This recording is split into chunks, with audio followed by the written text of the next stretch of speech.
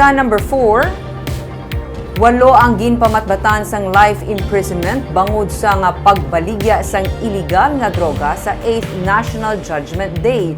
Apat ka iban pa naman ang napamatud-an nga not guilty.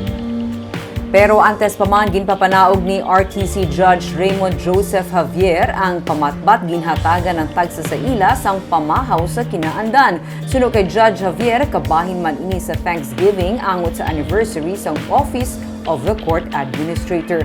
Una nga ginpamatbatan sang life imprisonment bangod sang pagbaligya sing illegal nga droga si Rodolfo Trinidad Jr. Siya magabayad man sang multa nga 500,000 pesos.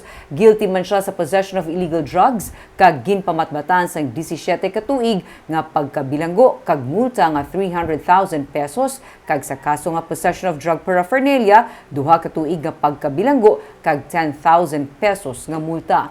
Guilty man sa pagbaligya sing illegal nga droga kag possession of illegal drugs sanday Rolly Asumbra kag Inocentes Posadas.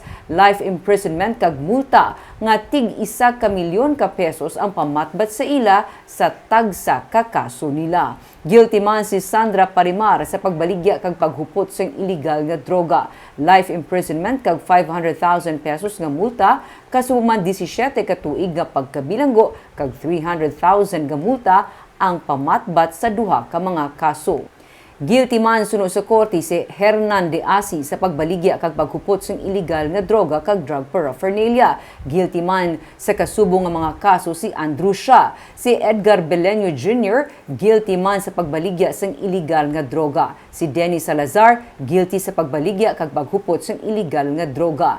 Nahilway naman sa kaso nga pagbaligya kag paghupot sa illegal nga droga si Marlon Pango. Not guilty man sanday Eddie Boy Belibestre, Jude Villarmino kag Leo Casiano.